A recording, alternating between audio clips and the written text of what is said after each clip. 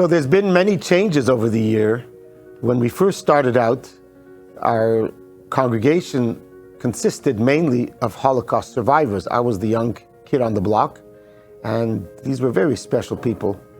But what happened over the years is that most of the Holocaust survivors are no longer with us, and there was a big influx of young people moving into the community, and these young people needed a preschool for their children. They needed a camp for their children. The Rebbe had a special love and endearment for our institution. Every year the Rebbe would send a letter to our annual dinner, and tonight we actually are reading the last dinner the Rebbe ever signed.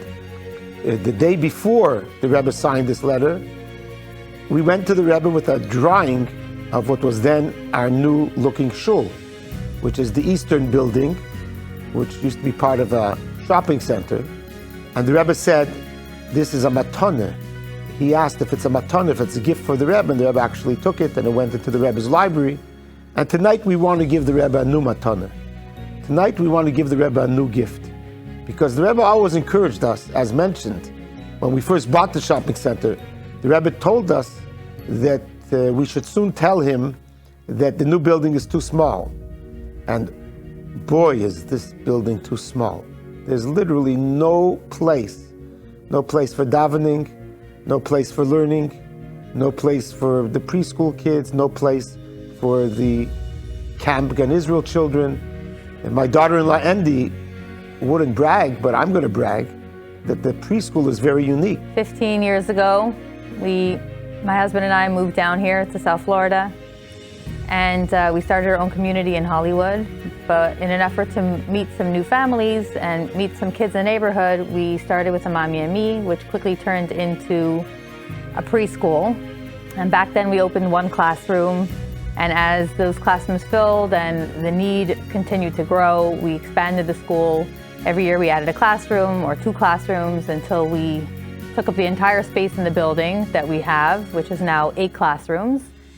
And over the last 5 years, it's definitely become a real problem here, because there are way more kids that are trying to get into school than we can accommodate. Our space is limited, both inside the classrooms and outside, in our playground space and our parking space. We ran the summer camp here for a few years out of the shul building, out of the classrooms. And then over the years, we've had to rent a public school to accommodate the growing need. You know, with 500 kids in summer camp, we couldn't manage out of this building anymore.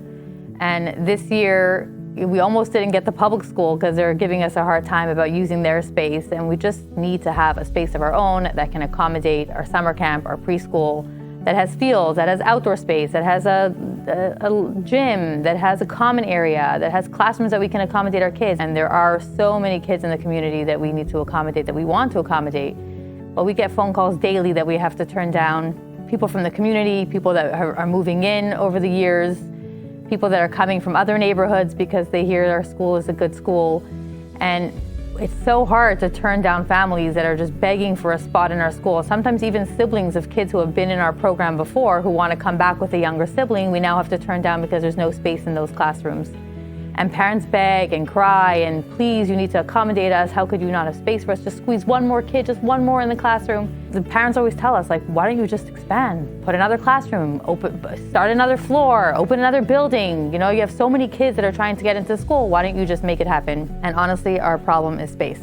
And I get calls from parents and grandparents from South America, from all over North America, even from Israel, begging me, since I'm the executive director of Chabad Broward, that I should use my pull to let their grandchild or children into the preschool, but my hands are tied. I don't micromanage the preschool or the day camp.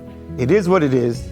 The only thing I could do is launch this campaign, and everyone wins. It's a win-win. We're giving more children the opportunity to study under our tremendous educational institutions. We're over 4 decades of doing many special programs. We have the only mikvahs for the physically challenged in the state of Florida. We have the only teachers seminary in the state of Florida. We have a kollel program for adults studying Torah and Chassidus. Several hundred adults study Torah every week through one of our 15 rabbis who are based at our headquarters. We opened up a community for the French-speaking people. We opened up a community for the Israeli, Hebrew-speaking people. And we keep on opening up new institutions, but the time has come to make the major expansion at our very own headquarters in Hallandale Beach. Tonight, we are launching a program, a special program. It's an expansion program. We have no choice.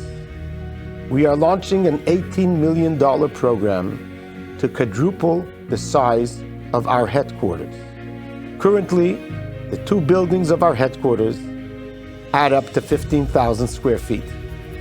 We are going to add, God willing, 3 floors to each building, a total of 6 floors, and we're going to jump from 15,000 square feet to 60,000 square feet, not because I have an edifice complex, but because we have no choice.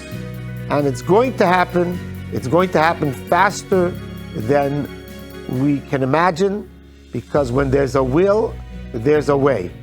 And tonight, we're asking everyone that since God blessed you with wealth and you're not sure how to use the wealth, I am sure how you can turn your wealth into the greatest investment possible. That by investing in the expansion of Chabad South Broward headquarters, your return will yield 1,000 times more than what you invest and what you donate. So ladies and gentlemen, tonight, I'm asking you from the bottom of my heart, let's make this expansion a reality and a new gift to the Rebbe. Let's make it happen so that no child is turned away. And tonight will be the night that we will all remember as the night where a major change was made for the benefit of thousands upon thousands of Jewish people in South Florida.